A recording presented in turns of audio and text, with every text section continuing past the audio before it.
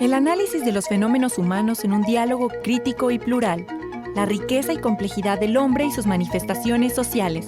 Bienvenidos a El Universo Humano en Extensión, una contribución de la Coordinación General de Extensión Universitaria de la Universidad Autónoma de Coahuila.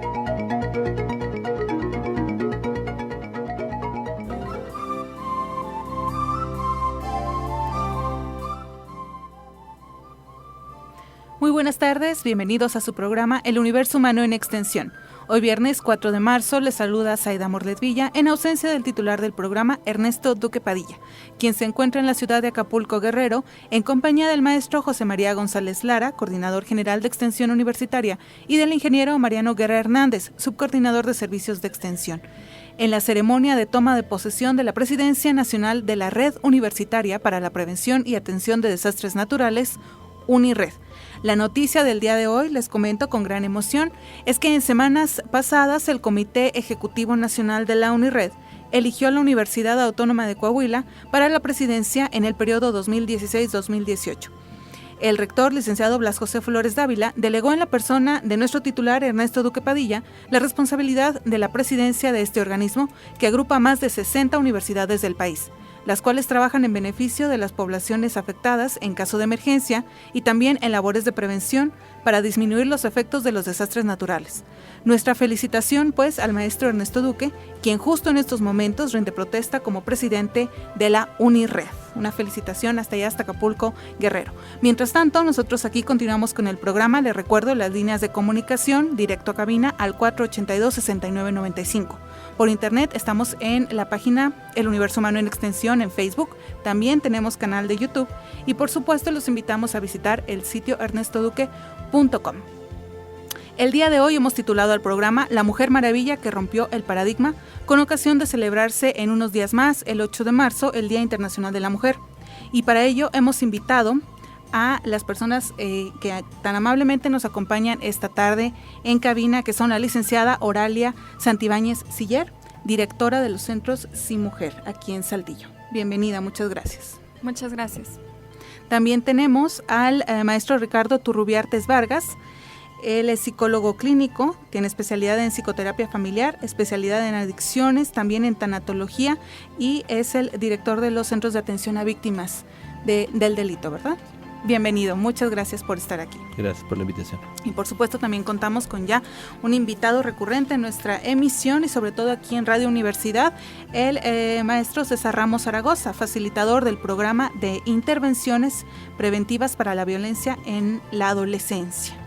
Y tienen un programa del cual vamos a estar hablando en unos momentos más, que se llama Amor entre Chavos, que es precisamente para la prevención de la violencia entre las parejas de noviazgo, ¿verdad? En esta etapa del noviazgo. Así es, muchas gracias por la invitación. Gracias. Muy bien, pues como le comento, líneas de comunicación 482-6995. Y bueno, hemos titulado al programa La Mujer Maravilla que rompió el paradigma. Vamos a hacer un pequeño recuento del Día Internacional de la Mujer. Este año tiene el lema Por un planeta 50-50 en el 2030. Demos el paso a la igualdad de género. Es decir, que hay una agenda internacional que para 2030 el objetivo es tener un desarrollo sostenible para impulsar la aplicación efectiva de los nuevos objetivos. En ese sentido, se busca la igualdad de género y obviamente pues la incursión de la mujer en los ámbitos sociales, políticos, económicos, nacionales e internacionales. Aquí el punto es que las Naciones Unidas comenzaron a celebrar el Día Internacional de la Mujer el 8 de marzo en 1975, pero esto trae toda una historia atrás, incluso desde finales del siglo XIX, en donde se registran las primeras huelgas femeninas, sobre todo en fábricas textiles. Hay un dato muy interesante en Estados Unidos, donde hay un incendio en una fábrica textil en 1911 y entonces mueren aproximadamente 150 mujeres víctimas del fuego o incluso presas encerradas dentro de estas instalaciones, puesto que tenía que estar cerrado por seguridad, y lo digo entre comillas, esta situación. Y bueno, desde ahí empiezan los movimientos femeninos. ¿Okay? Claro que no solamente en el ámbito económico, sino también en las artes, en las ciencias. ¿Ok? ¿ok? Y bueno, pues para ello vamos a estar hablando con nuestros invitados del día de hoy, licenciada Oralia, en este sentido de la igualdad de género y en la agenda del Estado. ¿Qué podemos mencionar? Zaida, muchísimas gracias. Buenas tardes a todos tus radioescucha. Hablamos acerca de la igualdad de género a través de la equidad, donde hombres y mujeres queremos terminar con esa brecha de injusticia o inequidad y queremos buscar la igualdad de oportunidades para el acceso de la justicia de mujeres y hombres. Así es. En ese sentido, licenciado Ricardo, en el ámbito, incluso en los paradigmas históricos, no solamente se tiene la concepción de un ser masculino como tal o como creador, vamos a hablar en lo religioso, sino también la contraparte femenina, es decir, siempre hay un día y hay un noche, o sea, siempre hay una dualidad, hay un yin, hay un yang, o hay un ser que todo lo crea, pero aparte hay un ser femenino que lo está supervisando. Entonces, en ese sentido, de acuerdo a la legislación que se tiene contemplada, incluso que tiene aquí en sus manos un artículo sobre ese sentido, en donde se incluye precisamente la igualdad, es decir, la equidad también de género. Sí, la ley, y bueno, hay una reforma en la Constitución del 2011, en donde se reforman varias cosas, y a partir principalmente el artículo número 1 de la Constitución, que ya habla de los derechos y de las garantías, ¿verdad? Y luego hay un artículo más adelante en donde reconoce los instrumentos internacionales como parte también del marco jurídico de nuestro país, que es el artículo 133 constitucional, y eleva justamente a ley suprema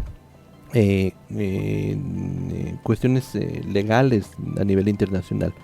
Partimos, por ejemplo, del artículo número 1 de la Declaración Universal de los Derechos Humanos, en donde habla que todos los seres humanos nacen libres e iguales en dignidad y en derechos.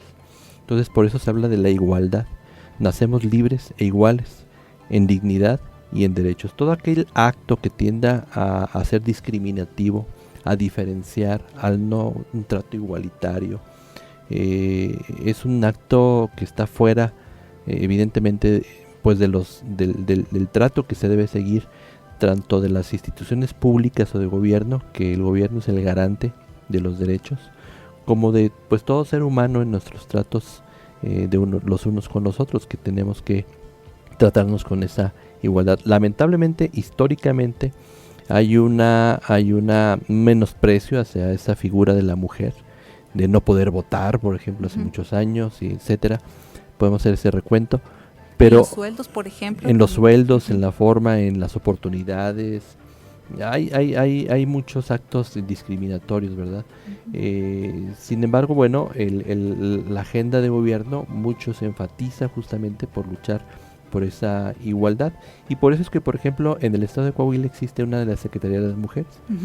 ¿Por qué no existe una secretaría de los hombres? Como luego lo dice. ¿Por qué? Pues porque la desigualdad está justamente en la mujer, en la figura de la mujer, en donde hay que darle esas oportunidades y ese impulso para lograr esa igualdad.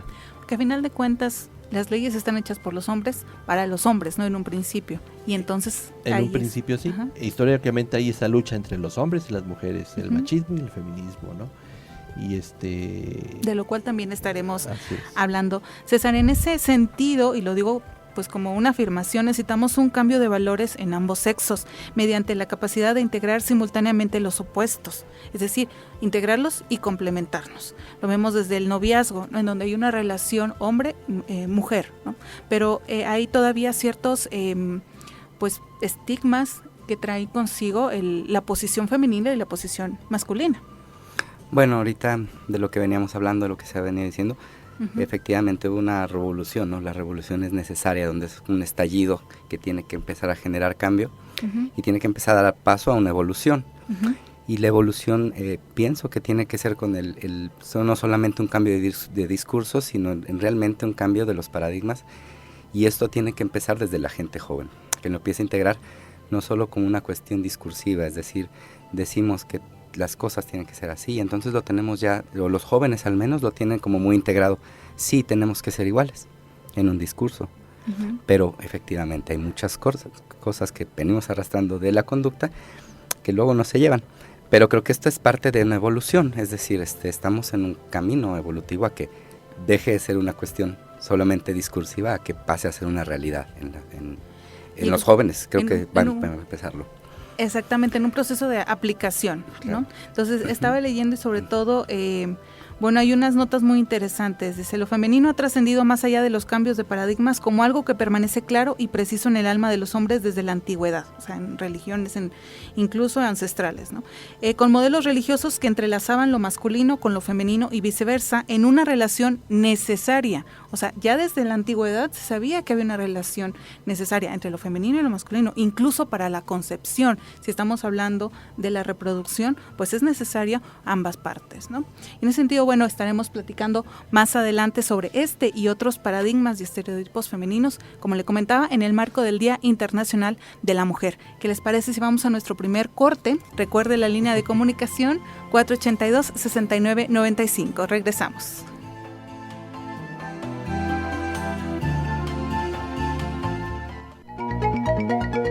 Estás escuchando El Universo Humano en Extensión. Continuamos.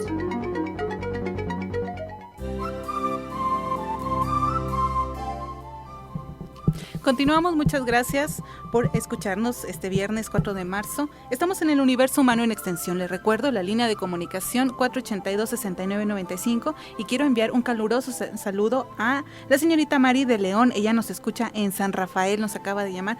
Le gusta mucho el programa y por supuesto nos manda felicitar. Muchas gracias, Maru. Un saludo para ti y para toda tu familia. Y bueno, comentábamos antes del corte que en este sentido de lo femenino y lo masculino hay una dualidad contraria, pero complementaria además.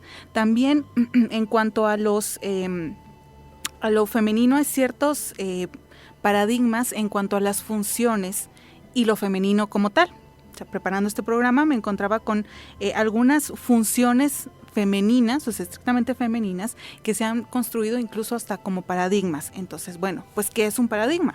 Es un modelo, un patrón, un ejemplo e incluso una construcción social que no viene justo en este momento, no se crea tal cual, sino que se va precisamente construyendo y formando a través del tiempo. La primera que me encontré fue la función de madre y en ese sentido hay mucha literatura, hay muchos artículos que asocian la feminidad, o sea, el género femenino con la maternidad, o sea, con la función de reproductiva. Cuando en realidad, pues bueno, también el hombre pues tiene su función reproductiva, si no es contraria a, sino es complementaria a, ¿no? Lo decíamos en el bloque anterior. Entonces, está asociada a los elementos gestores de los inicios, que por ello se percibe como intercambiables. Desde el cosmos hasta la naturaleza, la imagen de madre es un arquetipo siempre presente, no cambia, y por ello se dice que es la imagen estática de lo femenino.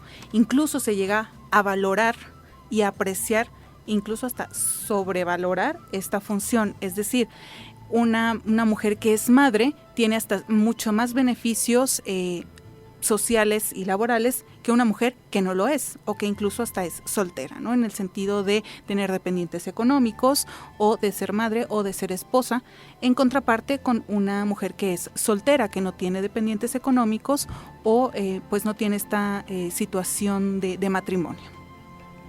¿Es correcto, licenciado Ricardo? No, inclusive hay términos que se llegan a también hacer estigmas, ¿no? Como soltera o solterona. Cuando también ya se pasa de edad. Sin embargo, el soltero o el solterón es atractivo, ¿verdad? O sea, sí. En el hombre es atracción. A los 40 soltero, wow, ¿no? Y es hasta signo de una admiración. Mujer a los 40 soltera, pues es una solterona, ¿no? Sí, ya nadie le hizo caso, ya. Es una quedada. Ya se quedó. Así es. Y esto viene de una construcción desde la juventud, o sea, desde, bueno, naces mujer. En la antigüedad se nacía mujer, se pasaba de la casa del padre a la casa del marido. O sea, no había un tiempo de ser soltera, sino que se pasaba de la casa del padre a la casa del marido. Por ende, no había necesidad de enviarlas a la escuela, pues ¿para qué? Si las iba a mantener alguien más. Sino más bien había que educarlas e instruirlas en las labores hogareñas. ¿Es correcto, licenciada? Así es, cuando hablamos de buscar la igualdad de los géneros, nos damos cuenta que nuestra cultura está sobre lo femenino, lo masculino.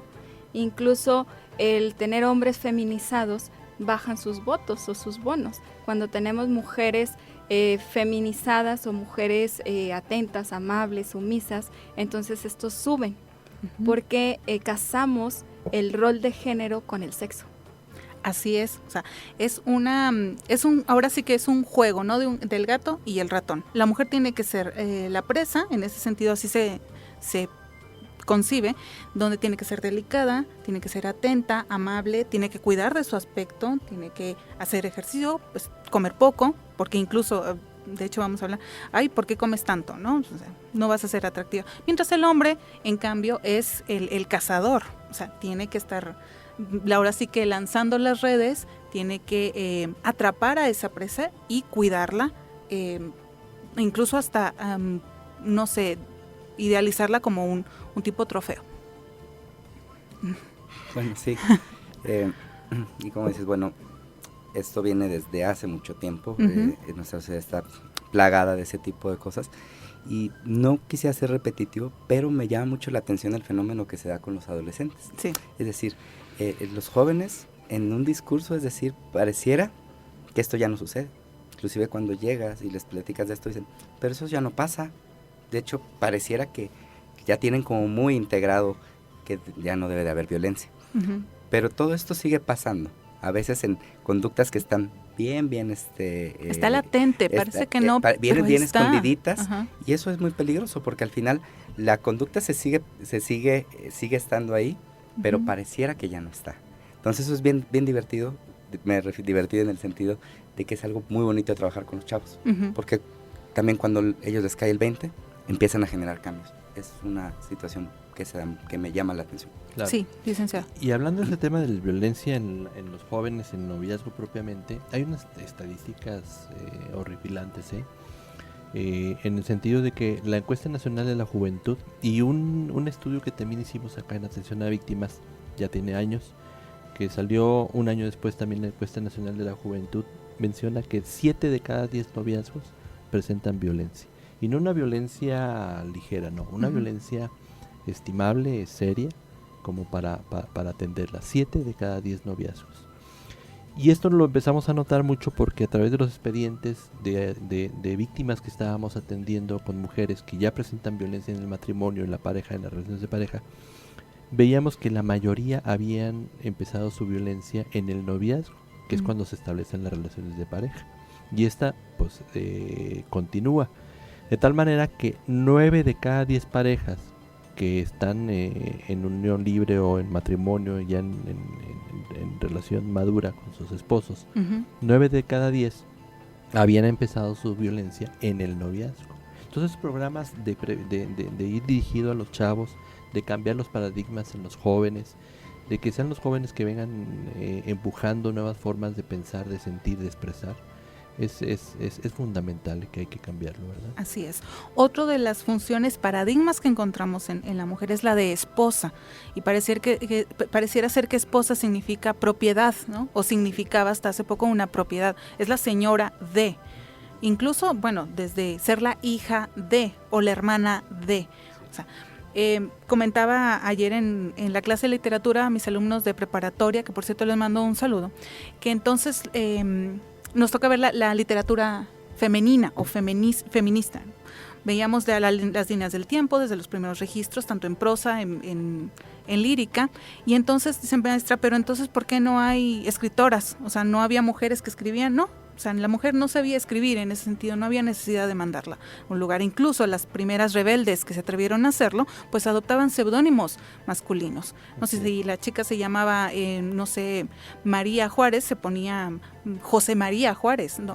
Alguna connotación masculina, ¿no? En ese sentido había que tener, o pues mecenas, un hombre que hablara por ellas. Es decir, este sentido de ser esposa pareciera ser que es igual a propiedad.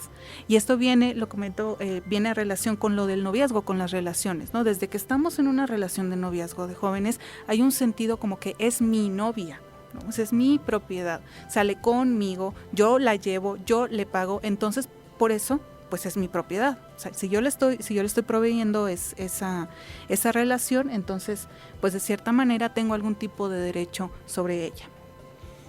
Sí, la mujer como objeto. Que como mucho lo un vemos objeto. en los comerciales, en Exactamente. los anuncios, en todos lados vemos a la mujer como objeto. Pero lo irónico de esto es Zaida, ¿verdad? Zaida, sí. Zaida. Sí, aquí está. Sí. Lo irónico de esto es que luego hay mujeres que saben de esto, sin embargo en la educación y la transmisión de valores educan sobre lo mismo. De tal manera que, justo como decían acá la compañera, lo cultural es una fuerza a veces muy fuerte, vaya, muy intenso, Sí, es un de tal peso. manera que podemos estar hablando de todos esos conceptos y tener mujeres que saben de esto, pero sin embargo tú las ves en lo particular como esposas y repiten el patrón totalmente. Sí, ahora sí que es una construcción social antiquísima. Sí. Viene incluso desde nuestras abuelas, tal Sí. vez. Entonces, cambiar esos constructos es difícil porque la misma sociedad te lo pide, te lo exige, ¿verdad? Y en ese sentido, por ejemplo, en la función de esposa, si hay algún tipo de discusión, no, es que tú no debes discutirle a tu marido, tú debes, o sea, de seguro algo hiciste, por eso te está gritando o por eso te golpeó. O sea, Sí, también existe ese, ¿no? encontramos dichos, es la cruz que te tocó cargar. Es la cruz, ¿verdad? exactamente. Hay que abrazar la cruz con todo nuestro amor, dice el chiste, ¿no? Otro de los paradigmas también es de la mujer profesional, sobre todo en este siglo ya XXI, en donde estamos las mujeres empujando con fuerza, colándonos en todos los ámbitos políticos, económicos, culturales, artísticos, administrativos. Hay pues sí, un paradigma que se viene, que incluso yo no lo puse aquí en los apuntes, no lo considero paradigma, yo hasta lo considero casi axioma, o sea, es como casi una verdad absoluta, ¿no? Desde hace unos siglos nos podemos dar cuenta claramente de que los límites eran impuestos al género femenino en todas las ciencias y artes, pues la mujer pasaba de la casa del padre a la del esposo, no era necesario entonces educarla. Con el avance de la historia y su correspondiente evolución social, la mujer puede en la actualidad acudir libremente a la escuela, pasear por las calles, salir a divertirse, trabajar, elegir marido, ser madre o no. Pero estando en pleno siglo XXI persisten latentes los paradigmas de género en el lugar de trabajo, en la calle, en la escuela y hasta en la familia. O sea, no importa dónde esté la mujer, ahí están. Era lo que comentaba César hace un momento, ahí están. No hay comentarios como sí, pues por eso la nombraron directora, porque de seguro alguien ya le hizo el favor, ¿no? En ese sentido, va una mujer en la calle o va viajando, sobre todo a mí me encanta viajar sola. Entonces, ¿por qué viajas sola? O sea, ¿por qué no te acompañas de alguien? ¿O por qué sales? ¿O a dónde vas a ir? ¿O con quién vas? Yo me acuerdo sobre todo ya de adolescente, y bien lo hacía mi madre, ¿con quién vas a ir? Pues voy a ir con una amiga, vamos a ir al cine y... Ah, bueno, déjame el número de su mamá, de su casa, porque le voy a hablar a tal hora para ver si es cierto que estás ahí, ¿no? Y lo hacían. En ese sentido, bueno, es una forma de cuidado, ¿no? Para saber dónde están. Pero se llega a un punto en el que la mujer pues puede pasear libremente, incluso salir y viajar. Ya no hay la necesidad de estar acompañada por un hombre o de estar acompañada por alguien en específico. Bueno, continuamos entonces con nuestro siguiente corte comercial. No es corte comercial, discúlpeme, es corte institucional. Es el corte de la media, pero recuerde la línea de comunicación 482-6995, El Universo Humano en Extensión.